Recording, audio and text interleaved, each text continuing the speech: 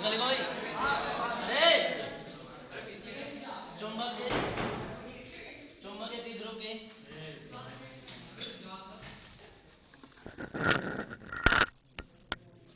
चुंबकीय द्विध्रुव के किसी एक ध्रुव की प्रबलता, चुंबकीय द्विध्रुव के किसी एक ध्रुव की प्रबलता का परिमाण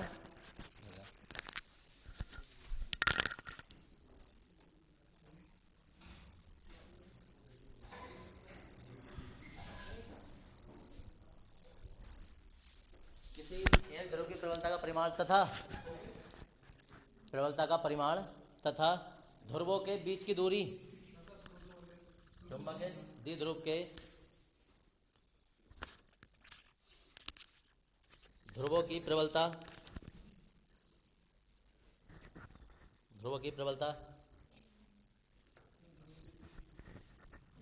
ये तो कहते हैं ध्रुवों की प्रबलता, एक ध्रुव की प्रबलता का परिमाण तथा ध्रुवों के बीच की दूरी के गुणनफल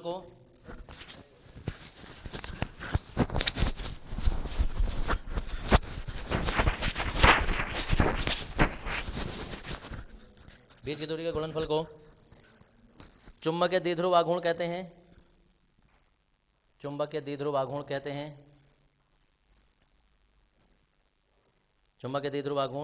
कहते हैं और इसे स्मॉल m से प्रदर्शित करते हैं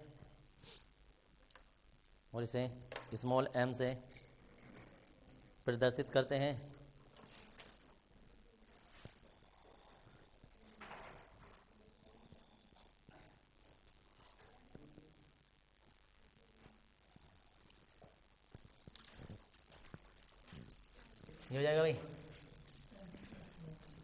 कि m बराबर जो है वो किसी एक ध्रुव की प्रबलता का तो परिमाण आ गया और बीच की दूरी आ गई। तो ये हो जाएगा 2qml। हाँ, इसका मात्रक इसका मात्रक जो होता है वो एम्पियर मीटर होता है और 1 मीटर और आ जाता है तो मीटर स्क्वायर हो जाता है। और वैसे भी उसमें m बराबर NAI से भी हमारा एम्पियर मीटर ही आता है चुंबकीय द्विध्रुव आघूर्ण। तो इसका मात्रक एम्पियर मीटर स्क्वायर होता है और इसकी विमा, हाँ जी, विमा हो जाती है L²T, A होती है। एक लाइन ये और लिख देंगे, चुंबकीय आघूर्ण एक सदिश राशि है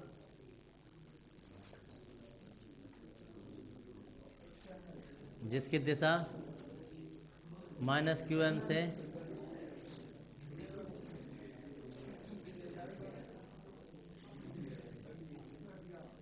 की ओर होती है। क्यों बोले रहे हो? हाँ जी, हाँ स्मॉल m।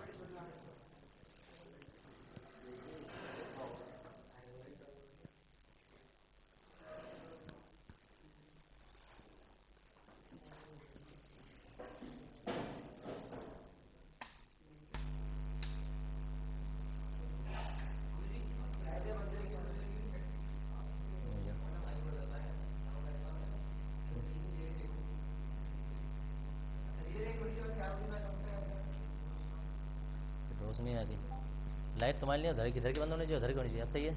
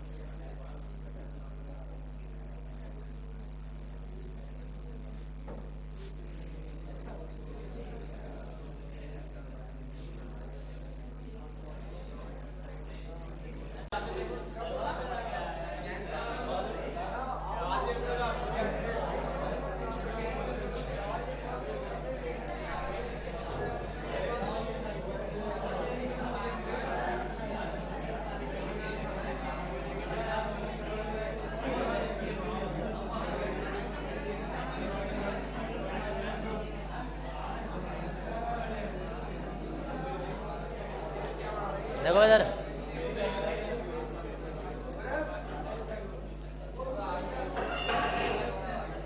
क्या हो गया ये?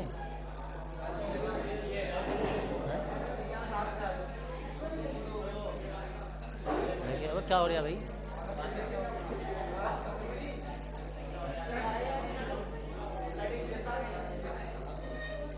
अभी पहले तुम तो चुप हो जाओ, तुम्हारी भी तो एक बात है।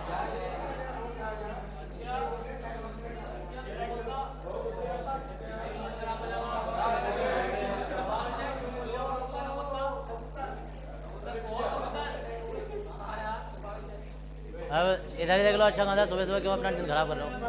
बे चुप जाओ। क्या यार, अच्छा खासे सुबह का नाश करने फिर रहे हो अपने।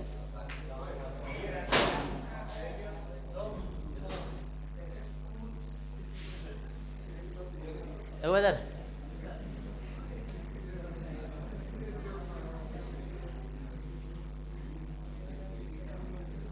ये है कोई दंड चुंबक। इसका एक सिरा जो है वो एस है, दूसरा सिरा इसका एन। इस पर जो है वो माइनस क्यू एम होगा, इस पर प्लस क्यू एम होगा। इस पर बल कार्य करेगा एफ, इस पर भी बल कार्य करेगा एफ। चुंबकीय क्षेत्र से थीटा कोण बनाएगा, और ये पूरा चुंबकीय क्षेत्र है। इसकी लंबाई 12। अब दरअसल फॉर्मूला जो हमें निकालना है वो टो का मान निकालना है। टो बराबर जो है टो बराबर वो होता है बल गुणा लंबवत दूरी।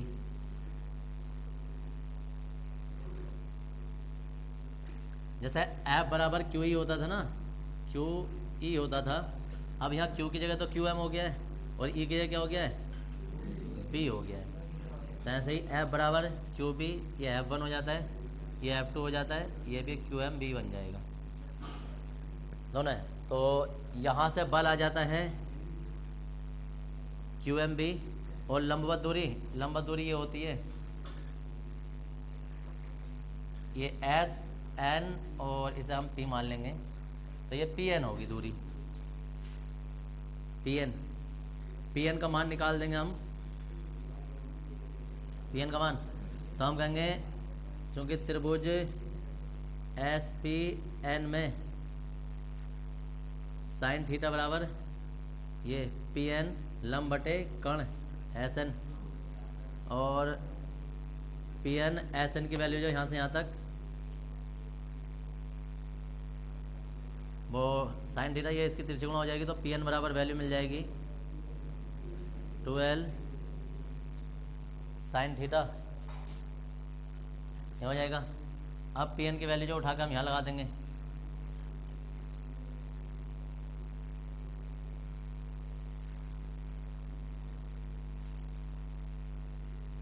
क्यू एम बी गुणा 12 साइन थीटा। इसमें इस किससे गुणा कर देंगे तो ये हो जाएगा 2 Q M L B sine theta. अब अभी 2 क्यू एम एल का मान निकाला है हमने, और वो टो बराबर ये है एम, और ये बी, ये साइन थीटा, और यही तुम्हारा आंसर हो जाता है। कोमल आके लिख सकते हो, जो कि एम बराबर जो होता है ना, जितना छोटा है आर्टिकल बस इतना ही था, जितना छोटा है आर्टिकल इतना है नहीं, हिंदी ही है इसमें जो भी है। तो चित्र और सब एक साथ बना लेना, पहले इसकी हिंदी लिख लो। माना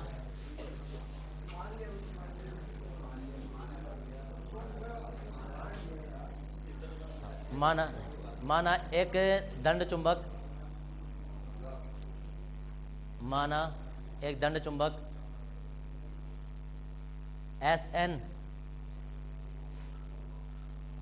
SN एक समान चुंबकीय क्षेत्र, माना एक दंड चुंबक SN एक समान चुंबकीय क्षेत्र B में, एक समान चुंबकीय क्षेत्र B में क्षेत्र से, एक समान चुंबकीय क्षेत्र B में क्षेत्र से थीटा कोण बनाते हुए, क्षेत्र से थीटा कोण बनाते हुए, क्षेत्र से थीटा कोण बनाते हुए रखा है इसके ध्रुवों की प्रबलता, इसके ध्रुवों की प्रबलता -qm तथा +qm है। इसके ध्रुवों की प्रबलता -qm तथा +qm है, +qm है। इस चुंबकीय द्विध्रुव, इस चुंबकीय द्विध्रुव पर दो बल F1 व F2, इस चुंबकीय द्विध्रुव पर दो बल F1 व F2 कार्य करते हैं, F1 व F2 कार्य करते हैं, जिनका परिमाण समान तथा दिशा विपरीत है,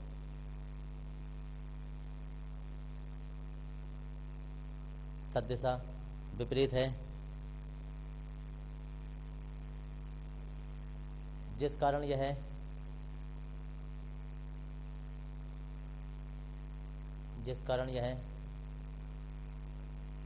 एक दूसरे को निरस्त कर देते हैं, जिस कारण यह एक दूसरे को निरस्त कर देते हैं।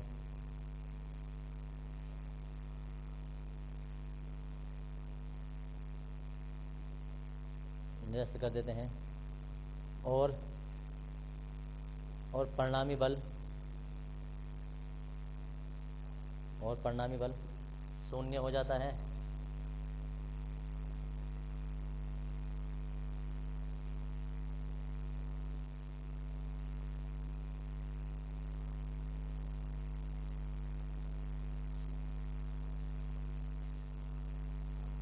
नीचे लिख देंगे ये F बराबर F1 माइनस F2 और F बराबर QMB और माइनस दूसरा भी QMB आ जाएगा और दोनों एक दूसरे को ख़त्म कर देंगे।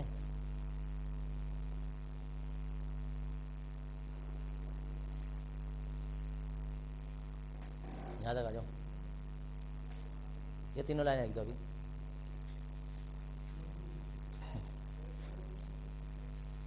एक दूसरे को निरस्त कर देते हैं और परिणामी बल शून्य हो जाता है। यहाँ तक ये अभी भाई सुना हुआ नहीं चलेगा। इस प्रकार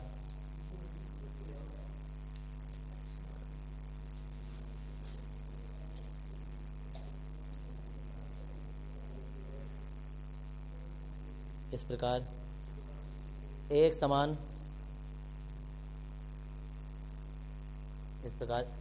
चुंबकीय क्षेत्र में, एक समान चुंबकीय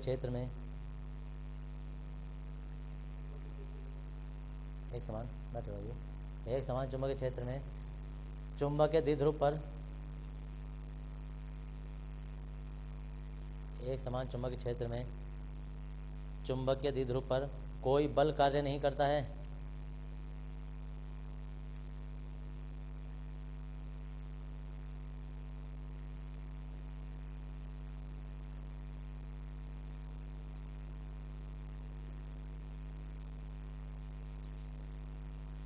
नई लाइन से लिखेंगे, चूंकि F1 व F2 F1 व F2 परिमाण में बराबर तथा दिशा में विपरीत हैं, परिमाण में बराबर तथा दिशा में विपरीत हैं,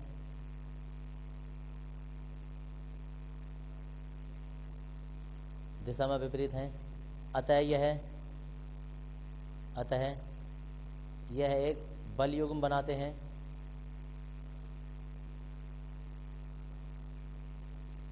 अतः यह एक बल युग्म बनाते हैं जो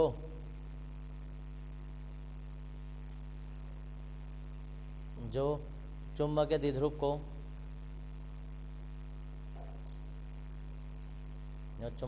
को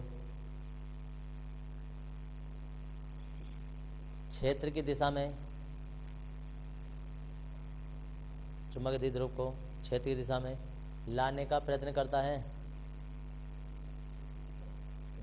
क्षेत्र की दिशा में, चुंबकीय क्षेत्र की बात कर रहे हैं हम। क्षेत्र की दिशा में मतलब जो चुंबकीय क्षेत्र को, चुंबकीय द्विध्रुव को क्षेत्र की दिशा में लाने का प्रयत्न करता है, इसे प्रत्यानयन बल युग्म कहते हैं। प्रयत्न करता है, इसे ऐसे लिखना, प्रत्यानयन बल युग्म कहते हैं। और इसका और इसे प्रत्यानयन बल युग्म कहते हैं। इसे टो से प्रदर्शित करते हैं, और इसका मान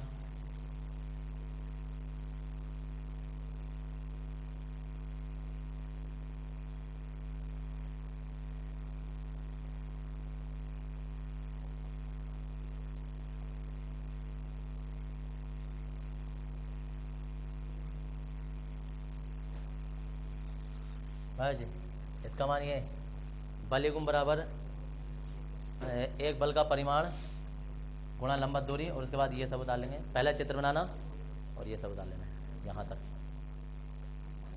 इसके बाद आ जाएगी विशेष स्थिति, वो सबको मोस्टली पता होगी कि क्या होती है।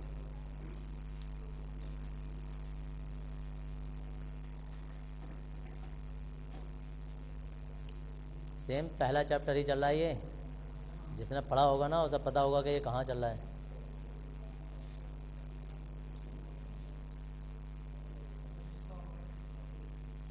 जिसके मान से पहले चित्र बनाना है। हाँ तो वो लिख दिया, जिसका मान है वो चित्र के नीचे ही चलता रहेगा।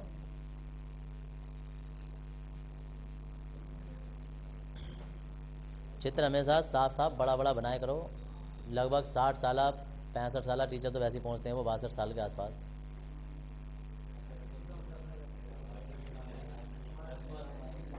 ना लिखा? दोनों बल में से जब एक बल का परिमाण निकालते हैं ना तो ऐसा हो जाता है कि F1 mode F2 mode F ले लेते हैं। वो उनका परिणाम ही 0 आया, वो परिणाम माना था, हमने यहाँ F ही मान लेते हैं। अगर F1 भी कर दोगे तो कर दो, F1 कर दो।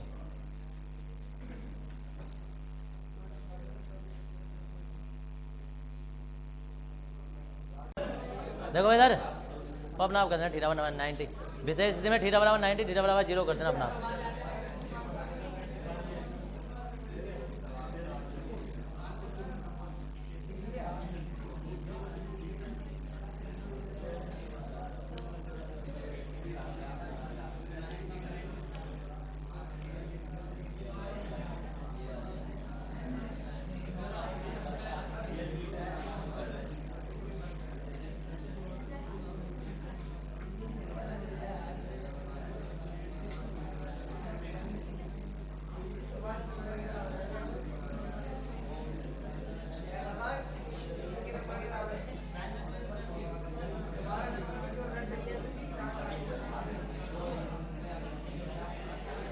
देखो इधर ये एक चुंबकीय क्षेत्र है पूरा, और चुंबकीय क्षेत्र में एक चुंबकीय द्विध्रुव रखा है, चुंबकीय द्विध्रुव रखा है। और स्टार्टिंग में चुंबकीय द्विध्रुव जो वो अल्फा कोण पर रखा है, किसी क्षण थोड़ी देर के लिए रखा है, एक आध सेकंड के लिए अल्फा कोण पर। अब हमने इसे यहाँ से लेकर ना ऐसा करके इसे घुमाया, कहाँ से? 0 से लेकर थीटा तक। तो यहाँ से यहाँ तक घुमाने में 0 से थीटा तक, रेड वाला जो है ये 0 से थीटा तक घुमाने में कितना कार्य करना पड़ेगा वो W का मान हमें निकालना है। तो थोड़ी सी हिंदी में कहानी लिखेंगे, उसके बाद इसमें समाकलन के द्वारा इसका आर्टिकल होगा। तो चित्र बना के थोड़ी हिंदी लिख लेंगे इसकी,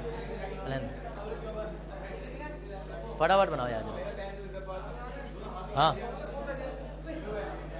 क्या अरे रुको इधर, चित्र बाद में बना लेना, पहले हिंदी लिख लो जरा। माना, हेडिंग भी नहीं डाला, हेडिंग डालो यार। चित्र भी बाद में बना लेना, पहले हिंदी लिखवा रहा हूँ, पहले हेडिंग डालो सिर्फ।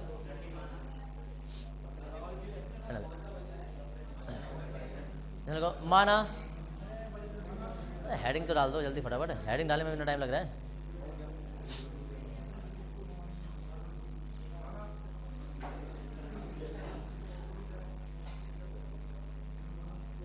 माना एक चुंबक या द्विध्रुव, माना एक चुंबक या द्विध्रुव Sn,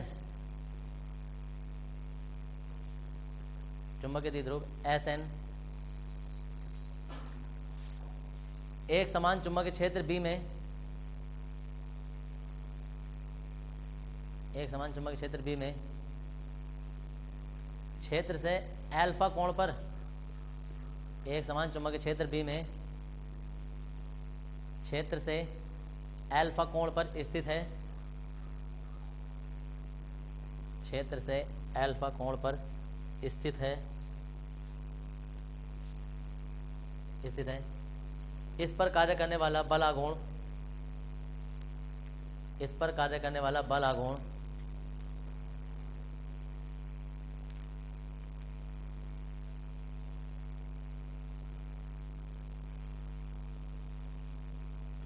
बल आघूर्ण अभी हमने निकाला था कि अगर कोई चुंबक या द्विध्रुव, कोई भी चुंबक या द्विध्रुव चुंबक के क्षेत्र में रखा हो तो उस पर कितना बल आघूर्ण कार्य करता है, टो बराबर, तो वो आया था mb sin थीटा आया था, लेकिन हमने अल्फा कोण बोला है, अल्फा कोण पर। यहाँ बहुत सारे लोग ऐसे होंगे, अगर मैं उन्हें सही से भी पूछना शुरू कर दूं ना कि चुंबक क्या होती है, चुंबक या द्विध्रुव क्या होता है, द्विध्रुव क्या होता है, चुंबक या बल आघूर्ण करता है, चुंबक या बलयुग्म क्या होता है, तो इनमें अंतर तक नहीं पता होगा। और ऐसे 50% से ज़्यादा लोग होंगे, और इतने पे भी ना ही कुछ समझना ना ही कुछ पूछना, बार बार उन जितने भी ऐसे होंगे, ऐसा नहीं है कि नहीं है, बहुत सारे ऐसे होंगे, उन्हें दिल में अपना पता चला होगा कि जो मैं बोल रहा हूँ 4 नाम ऐसे होते हैं जो देखने में ऐसा लगता है कि बिल्कुल ऐसे ही एक से बार बार बोले जा रहे हैं, जबकि इनमें दूर दूर तक भी कोई लेना देना नहीं होता है, जमीन आसमान का फर्क होता है, जमीन आसमान से भी और ऊपर का, इतना फर्क होता है। और देखने में ऐसा लगता है कि दोनों एक से ही हैं, कि द्विध्रुव बोल दिया, चुंबक के द्विध्रुव बोल दिया, चुंबक के बल आघूर्ण बोल दिया, चुंबक के बलयुग्म बोल दिया, इस तरीके से लगता है कि जैसे अलग अलग हैं, जबकि होते सब अलग अलग हैं। तो होता क्या है कि टो बराबर इतना आ गया हमारे पास मान। अब हम कहेंगे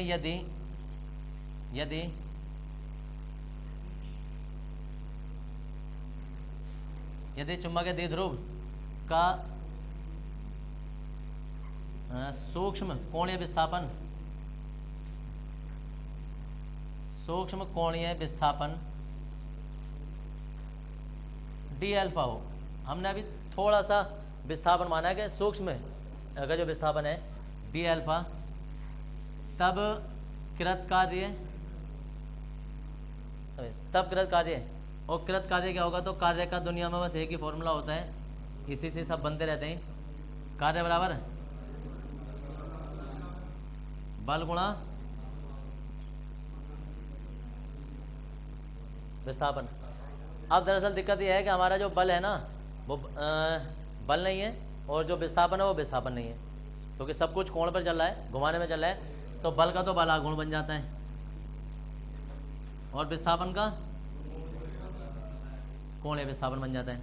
तो अब बल आघूर्ण जो वो तो टो है, और कोणीय विस्थापन अभी हमने सूक्ष्म माना है कितना, डी अल्फा। तो जब विस्थापन थोड़ा सा हुआ है ना तो कार्य भी थोड़ा सा हुआ होगा, इतना। अब इसकी वैल्यू लगा देंगे, टो बराबर अभी हमने माना है mb sin alpha D alpha, ये थोड़े से विस्थापन के लिए इतना कार्य आ गया। लेकिन अगर हम कहें कि हम इसे 0 से लेके और थीटा तक घुमा दें, थीटा का मतलब थीटा बराबर तुम 90 मान लो, थीटा बराबर 45 मान लो, थीटा बराबर 60 मान लो, थीटा बराबर 360 घुमाने में ले लो, तो हम सामान्य फॉर्मूला ले रहे हैं कि थीटा कितना भी हो सकता है। तो हम कहेंगे कि जब चुंबकीय द्विध्रुव को 0 से थीटा कोण तक घुमाया जाता है, तब कुल कृत कार्य और कार्य जो होगा ना वो दोनों पक्षों का समाकलन हो जाएगा,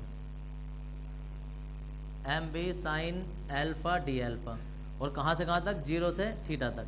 दरअसल इधर भी लिमिट लगती है लेकिन वो दिखाई नहीं देती, यहाँ भी लिमिट 0 से W होती है, तो वो कट कटा के W ही आता है, इसने सीधा सीधा इसे ऐसे दिखा देते हैं कि इधर तो W ही आ गया। यहाँ एम बी 0 से थीटा और डी अल्फा क्या हो जाएगा, माइनस के कोज अल्फा, और जी यहाँ आ जाएगा 0 से थीटा।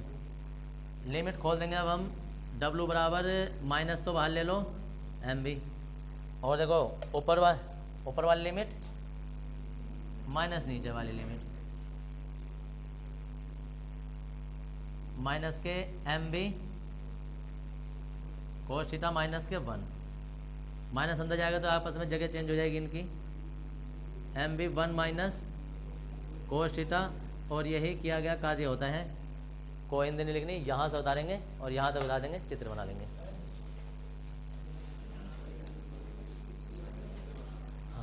दरअसल चैप्टर तो तुम्हारा और काफ़ी था, आगे को बस तुम्हारा एक टॉपिक और बचा है, और वो है उदासीन बिंदु।